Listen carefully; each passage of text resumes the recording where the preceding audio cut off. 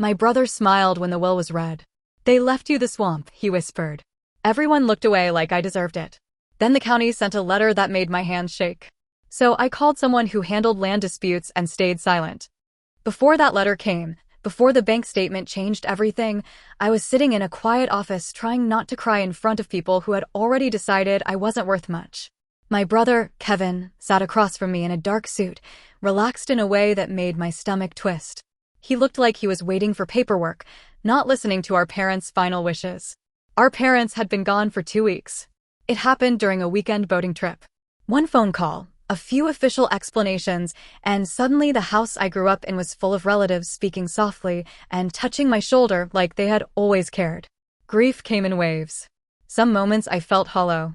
Other moments I felt guilty for being sad at all. My parents had not been cruel in an obvious way. That would have been easier to explain. Their cruelty was quieter. They praised Kevin in public and corrected me in private. They remembered what he liked and forgot what mattered to me. When he made mistakes, he was still learning. When I made mistakes, I was proving them right. Still, they were my parents. That was what made the whole thing hurt.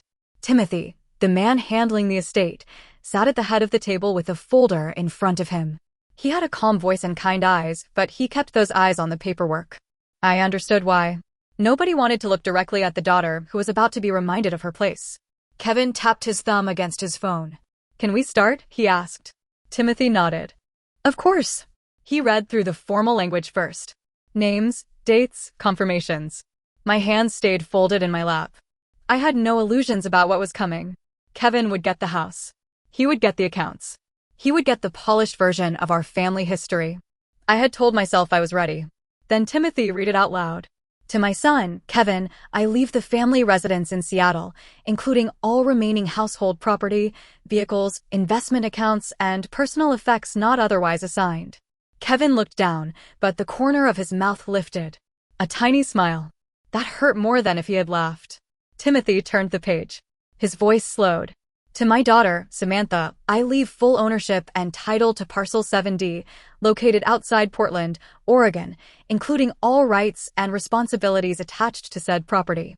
I blinked. "Parcel 7D?" I asked. Kevin leaned slightly toward me. "They left you the swamp," he whispered. It was quiet enough for Timothy to pretend he hadn't heard, but loud enough for it to land exactly where Kevin wanted it. The swamp. I knew what he meant before the memory fully came back.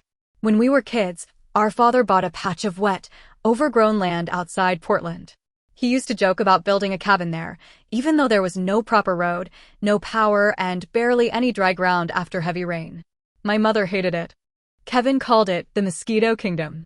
The one time we visited, I was 13, and my shoes sank so deep into the mud that my father had to pull me out by my arm. Kevin laughed about it the whole ride home. Apparently, that was my inheritance. Timothy slid the papers toward me. I looked at my name printed on the deed. Samantha. Sole owner. It should have felt like something. Ownership. Proof. A piece of land that belonged to me. Instead, it felt like my parents had reached back one final time to remind me where I stood. Kevin leaned back in his chair. "Well," he said, louder now, "at least you own something." I didn't answer. He waited for me to react. I could feel him watching my face, hoping I would cry, argue, or ask if there had been a mistake. That had always been his favorite thing. Push me until I looked emotional, then act like he was the reasonable one. I picked up the papers and placed them neatly into the folder Timothy gave me. Kevin's expression shifted for half a second. He had expected a scene. Timothy cleared his throat. "There are tax documents and transfer forms attached. The property taxes are current, but you'll be responsible going forward." "How much?" I asked. "Not much," Timothy said. "It's undeveloped land." Kevin gave a soft laugh. "That's one way to describe it." I stood before anyone could say anything else. My legs felt unsteady, but my voice came out calm. "Are we done?" Timothy nodded. "For today, yes." Kevin stood too. "Samantha." I turned. He slipped his phone into his pocket and gave me the kind of sad smile people use when they want their cruelty to look like concern. "You'll probably want to sell it," he said. "Whatever you can get. Might help with rent." There it was. Not just the inheritance. The reminder. I was the one renting a small apartment. I was the one taking design jobs from clients who paid late and asked for endless revisions.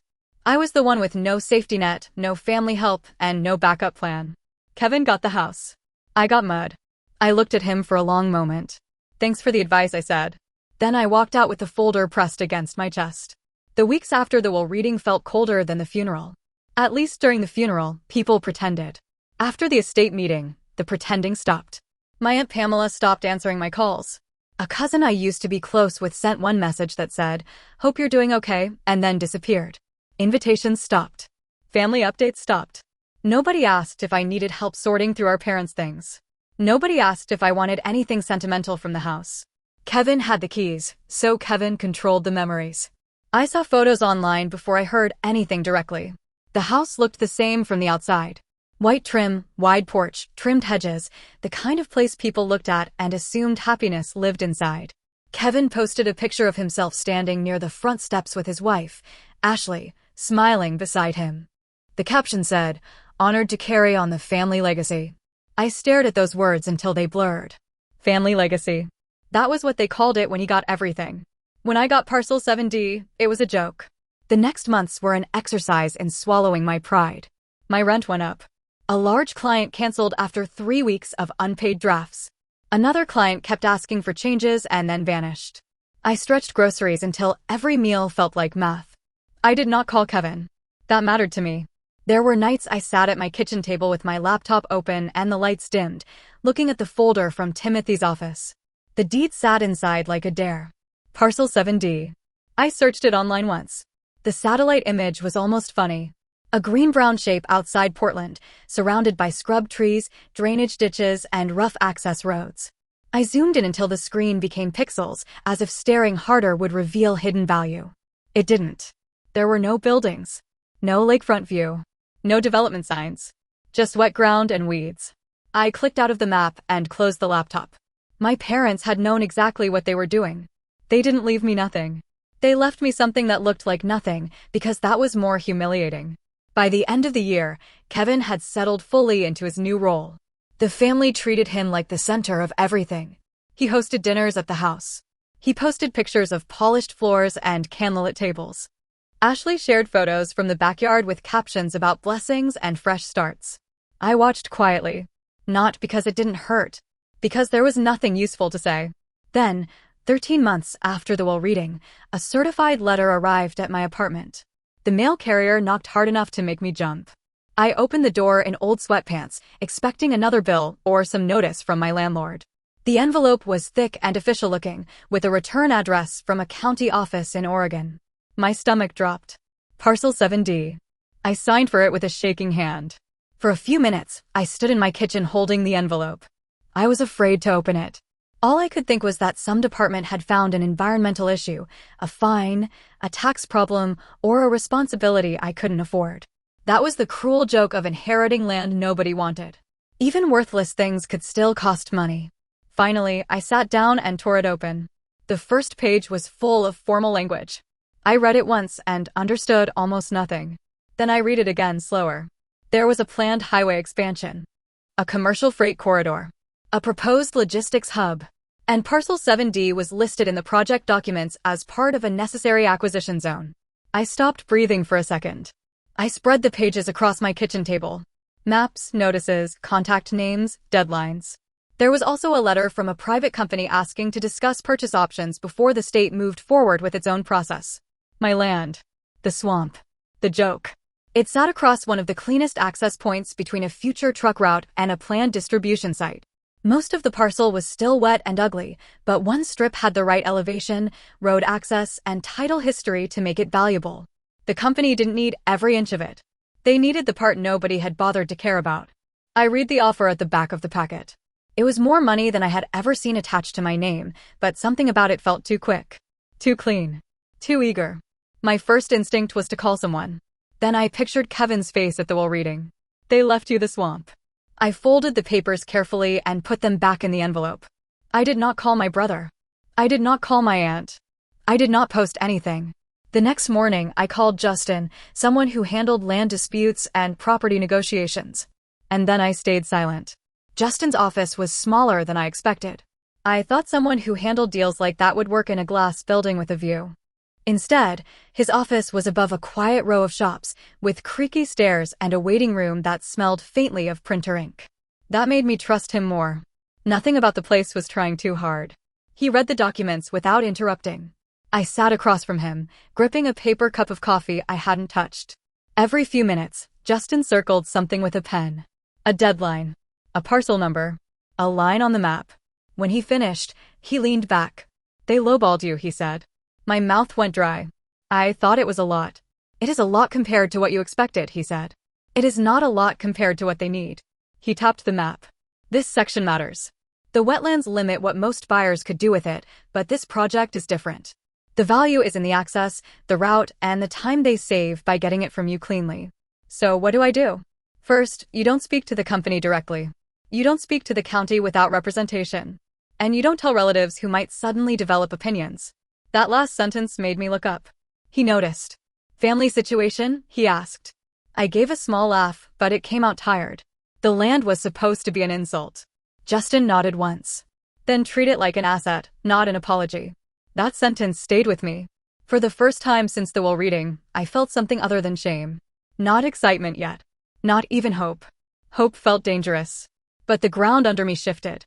Justin sent a formal response declining the initial offer and asking for updated appraisals, project documents, and all communication to go through his office.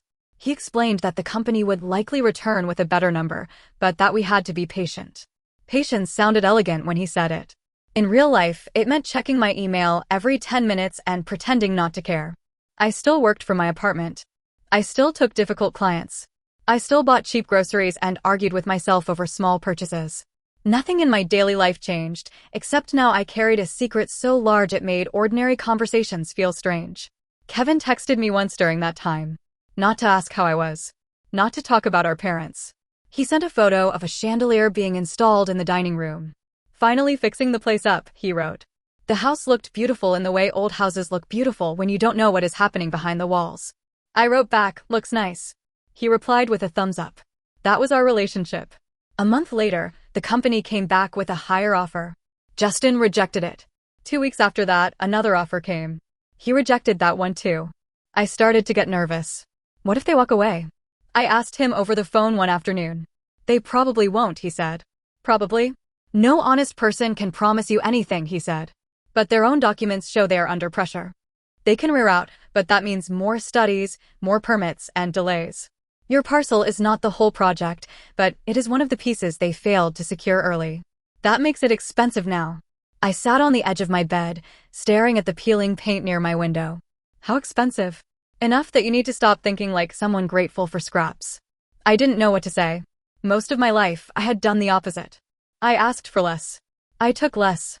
I made myself less inconvenient so people would keep me around. With my parents, with Kevin, with relatives who smiled through insults and called it teasing, I had learned to accept whatever piece was handed to me. Now Justin was telling me the piece was worth fighting for. The negotiations dragged on for months. During that time, Kevin became louder online. More photos. More dinners. More captions about tradition, responsibility, and legacy. Ashley posted pictures of fresh flowers on my mother's old dining table. Aunt Pamela commented hearts under almost every post. Once, she wrote, "Your parents would be so proud." I closed the app. I wanted to be above it. I wasn't. That comment sat in my chest for days. My parents would be proud of Kevin for living in their house, spending their money, and polishing the image they had protected for decades. What would they think of me fighting for the land they gave me as a joke? The answer came faster than I wanted. They would think I didn't deserve it. That almost made me accept the next offer. It came in late on a Thursday. The number was already life-changing. I opened the email and felt my throat tighten. My debt's gone. My rent worries gone. An emergency fund, real for once. I called Justin. "I think I should take it," I said. He was quiet for a moment. "Why?" "Because it's enough." "Enough for what?" I didn't answer right away. "Enough to stop being afraid." Justin sighed, not unkindly. "Samantha, it may be enough for you emotionally, but it is not enough for the property. Those are different things." That irritated me because he was right. He told me to sleep on it. I barely slept. The next morning, I wrote down every reason I wanted to accept. Most of them had nothing to do with the land.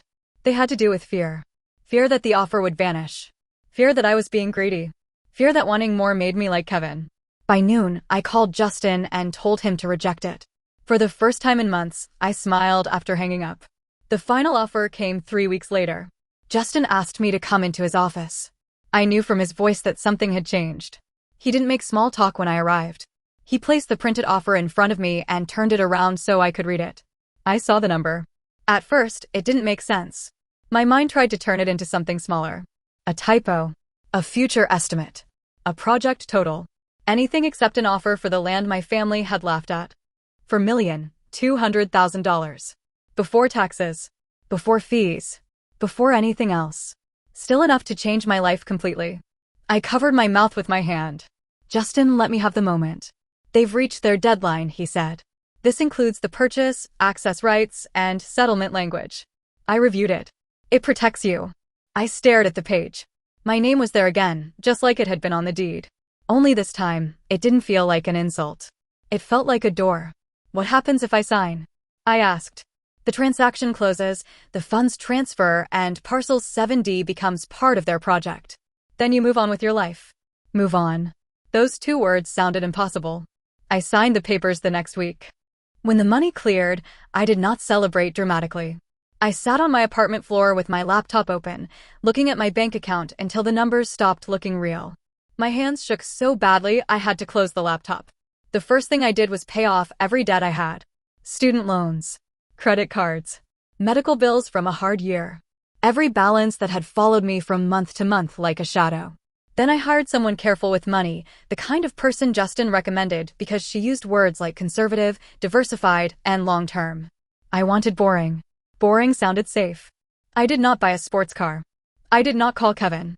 I did not post a single thing. A few weeks later, I moved to Portland. Not because I wanted to stand near the land. Parcel 7D was gone by then, folded into maps and contracts and plans bigger than me. I moved because I wanted distance, and Portland gave me enough distance without feeling like I had vanished. I bought a modest old house with a small porch and windows that caught the evening light. It was beautiful, but not flashy. The kind of house people passed without wondering who lived inside. That was exactly what I wanted. For the first time in my adult life, I slept without calculating rent. At first, peace felt suspicious. I would wake up at 3 in the morning, heart racing, convinced I had forgotten a bill. Then I would remember. The debts were gone. The panic was old muscle memory. Some days I felt free. Other days I felt guilty for feeling free. Kevin still believed I was struggling.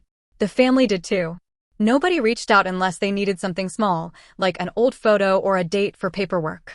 I answered politely and gave them nothing. The secret stayed mine for almost 6 months. Then Kevin's life started cracking. At first, I only heard pieces. A cousin mentioned that the Seattle house needed a little work. Aunt Pamela posted a vague status about family pressure and hard seasons. Ashley stopped posting pictures from the dining room. Kevin's captions changed from proud declarations to inspirational quotes about loyalty. I didn't ask questions. Eventually, the truth found its way to me through the same family that had ignored me when I had nothing. The house was not the clean inheritance Kevin thought it was. Our parents had borrowed against it years earlier. More than once. They had used the house to maintain a lifestyle they could no longer afford, covering old debts with new loans and hiding the strain behind parties, landscaping, and nice cars. Kevin inherited the image. He also inherited the weight underneath it. The maintenance was worse than anyone knew. A long-term leak had damaged parts of the structure. Mold remediation was needed.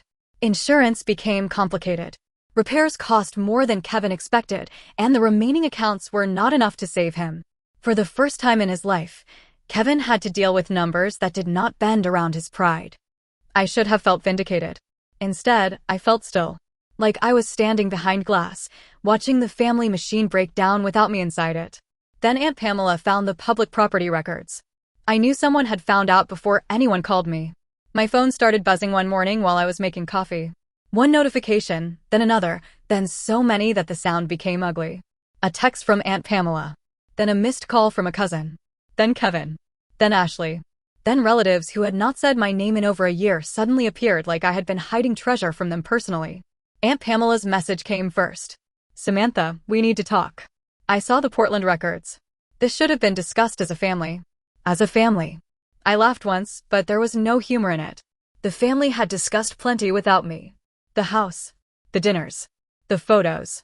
The legacy. my parents' belongings, my place in all of it. But now that Parcel 7D had become money, suddenly the word family had value again. Kevin called 7 times before noon. I didn't answer. His texts came in fast. Call me. Do you understand what you've done? Mom and Dad never would have wanted this. You need to make this right. Then, finally, you owe me half. I looked at that last message for a long time. Not, can we talk? Not, I'm in trouble. Not even, please. You owe me. That was Kevin in 3 words. Justin had warned me this might happen. He had told me money changed the way people remembered the past. They'll rewrite the will in their heads, he said. They'll claim fairness after benefiting from unfairness. I didn't understand how accurate that would be until the calls started. By evening, my relatives had built an entire story without speaking to me. According to them, my parents had never meant to give me anything valuable. The land was supposed to be symbolic. Kevin was supposed to carry the family name. The money from Parcel 7D should have been split because the value came from luck, not effort. Luck. Nobody called it luck when Kevin inherited the house. Nobody called it luck when I was left with wetland and a tax bill. Luck only became offensive when it landed on me. I ignored most of the messages, but I saved everything. Screenshots. Voicemails. Comments. I sent them to Justin, and he told me not to engage. Do not argue with people who are trying to make emotion do the work of law, he said. So I didn't argue. I did not explain. I did not defend my bank account to people who had watched me struggle and called it character building. 2 days later, Kevin showed up at my house. It was late afternoon. The sky had that gray-blue look before rain, and I was sitting near the front window with a cup of tea I had forgotten to drink. A car slowed in front of the house. For a second, I didn't recognize it. Then Kevin stepped out. He looked smaller than I remembered. Not physically, exactly. Kevin was still tall and broad-shouldered, still dressed like he wanted the world to see him as put together. But something in him had collapsed. His hair was messy. His face looked pale. The confidence that used to enter rooms before he did was gone. I opened the door but kept the chain lock in place. His eyes dropped to it. Really? He said. You shouldn't be here. He looked past me into the house. I saw him taking it in. The warm hallway light. The framed art. The quiet.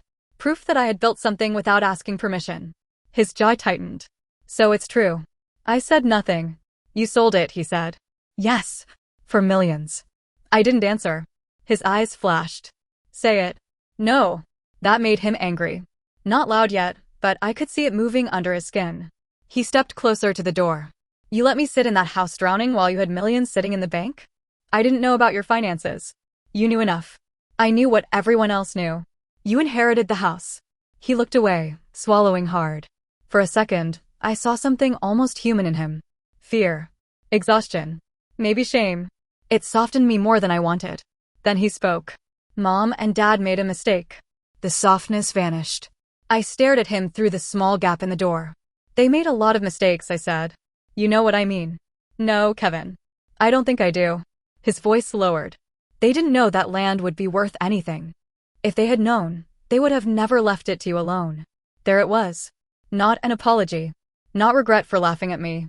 Just certainty that anything valuable should have been his. I opened the door as far as the chain allowed. So the will only counts when it benefits you? His face hardened. That house is falling apart. I heard. I could lose everything. I'm sorry. He leaned closer. Are you? The question hit harder than I expected because I didn't know the clean answer. I was sorry he was afraid. I was sorry the house had become a trap. I was sorry our parents had built a family where love came with rankings and receipts. But I was not sorry Parcel 7D had saved me. Kevin's voice cracked. I need 2 million, he said. That would fix the worst of it. I can deal with the bank. I can handle the repairs. I can keep the house. 2 million. He said it like he was asking for a ride. Kevin, no. His face changed. You haven't even thought about it. I have. No, you just want revenge. This is not revenge. Then what is it?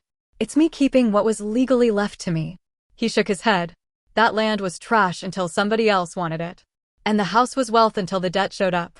He flinched. I didn't say it to be cruel, but I didn't take it back. Rain started tapping lightly against the porch roof. Kevin looked past me again, and this time his eyes were wet. You were always jealous of me, he said. That almost broke the calm I had fought so hard to keep. Jealous. That was the word they used whenever I noticed unfairness.